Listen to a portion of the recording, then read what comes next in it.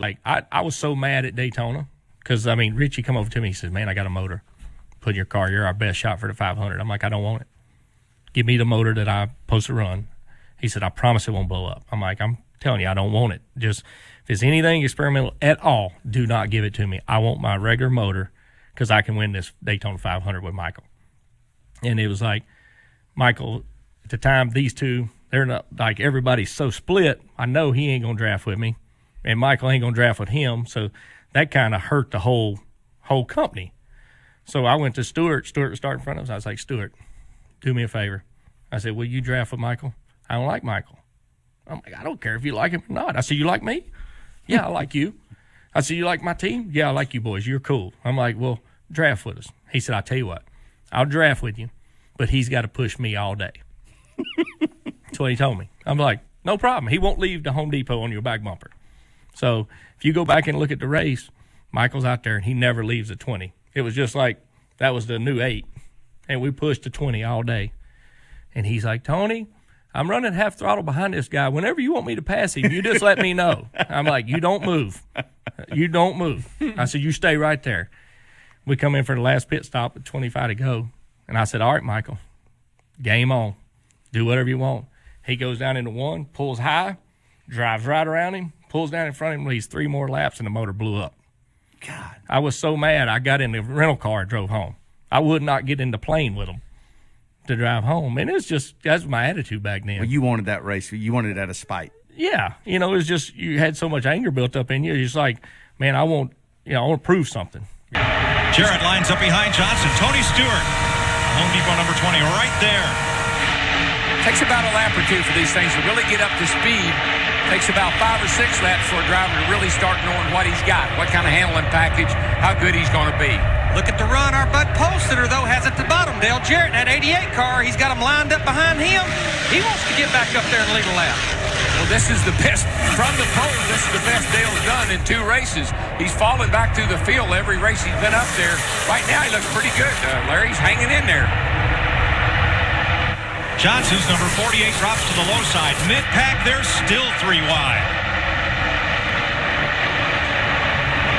We have a scoring monitor up here we look at to see positions changed. 43 cars, 39 positions changed on that lap right there. Tony Stewart forges to the front. Yesterday, in the Busch Series race, he got tapped and slid across the infield grass in turn 1, popped back up on the racetrack, losing only 6 positions, and gained 16 spots in the last 10 laps to win it. 3 cars trying to break away at the front of the field. Stewart, winner 2 years ago, Michael Waltrip, and surprising Scott Riggs in the number 10 Valvoline Chevy in 3rd. He has been strong all through testing and all week here. My brother was so confident that he had the car to beat today, and he's right there. I mean, he jumped 3 wide on the get-go, but here he is with Tony Stewart. Looks like he's going to be in good shape. Here's Matt.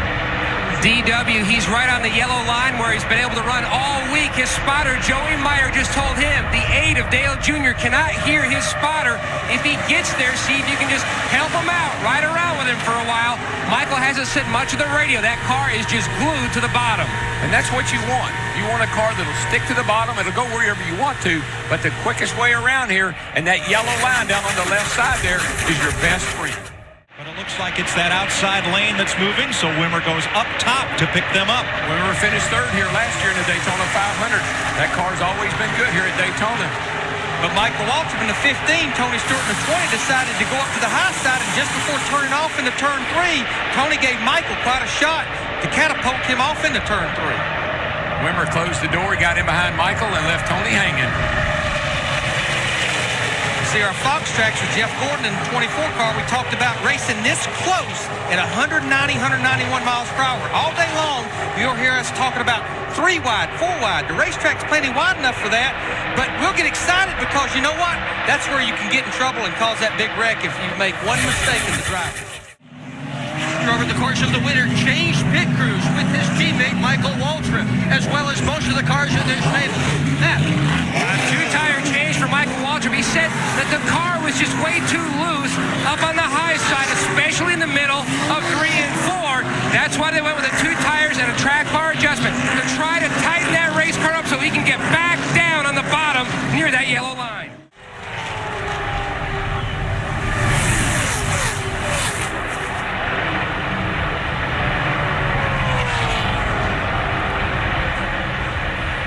Let's check in with Matt Yocum. Matt?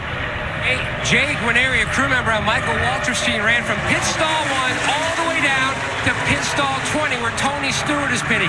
Talked to Greg Zipadelli and Scott Deal. They were looking at pitting around lap 62. They worked so well together.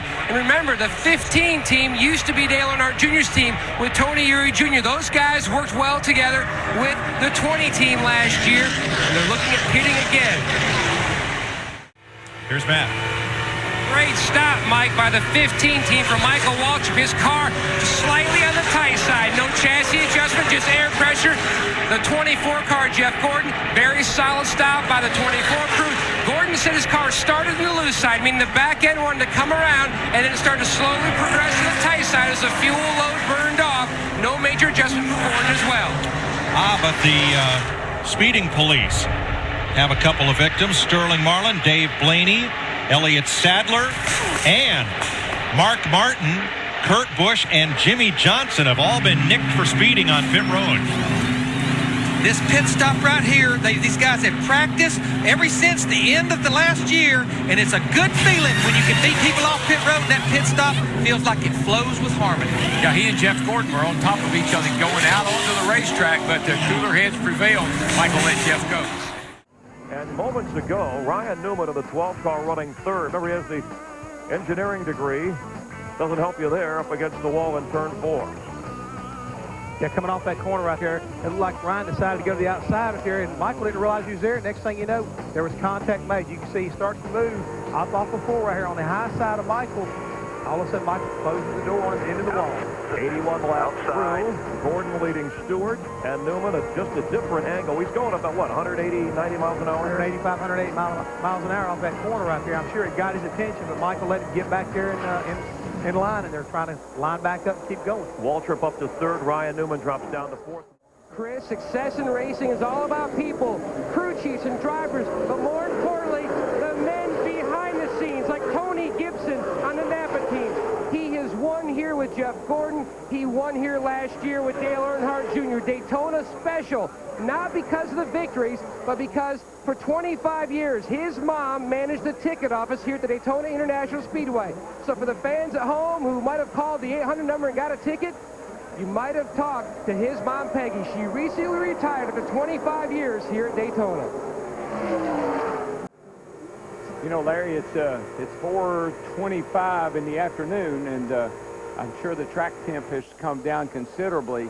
I think that's helping some of these guys who are having some handling issues. Yeah, because the track will get more grip as it cools down. The other thing I'm kind of sensing, DW, is that the cars are tightening up. In other words, the front wheels are sliding a lot through the corner. And the other thing I'm sensing is that 24 car is wanting to get by the 15 of Michael.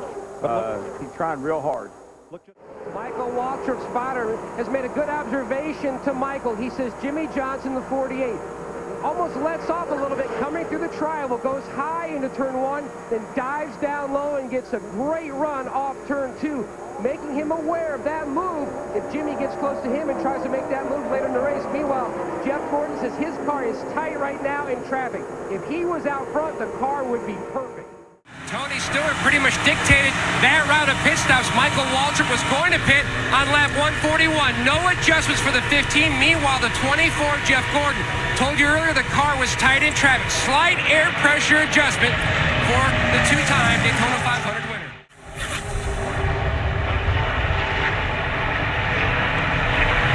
Whoa, Michael Waltrip in a cloud of smoke. I don't think that's a good thing. He's got his hand out the window. Big pack inside here. Big pack inside. They're all coming hard.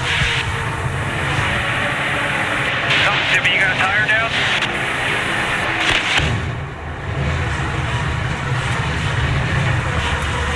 It's not running. All right, guys, we blew up. We're coasting into 3. We're coming to pit road. Caution is out.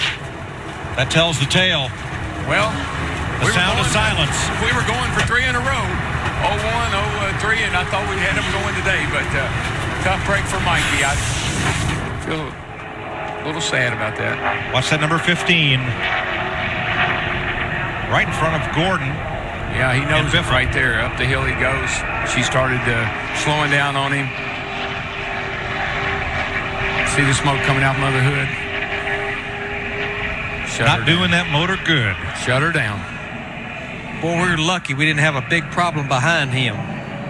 He's going to go down here to his pit and just check the car, but I think that's probably pretty terminal. 24 is up with you now. You Inside, can hear 3 wide, 3, 4 wide. You all right? Big pack inside here. Big pack inside. They're all coming hard. It's the Jimmy, you got a silence. tire? The silence that's deafening there. The motor not running for Michael Waltrip.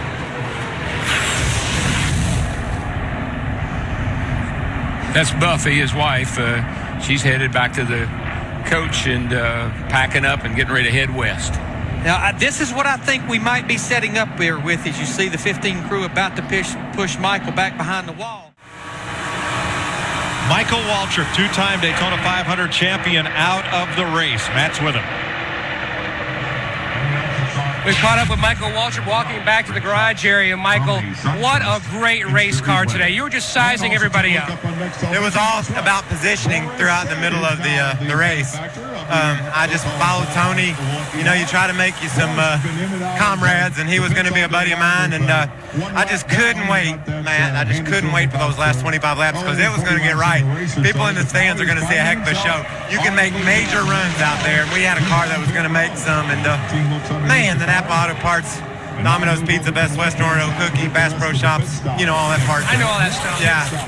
Oh, I'm trying to mask the pain, but I can't. I mean, I'm just upset, but understanding, you know. I know we put a lot into this effort, and a lot of parts spinning around. Every now and then they break. What part broke? Any idea in the motor? I'm not a good can't analyze that very well. I think it was a rod, but it might have been a crankshaft. Possibly a piston, something that really matters. It was something very important, but thank you, Michael. Trouble down here, guys. Turn 4. 4 wide, and we've got a problem. John Andretti's 14 and the 11 of Jason Leffler. Bring the caution flag out. Scoring stops immediately.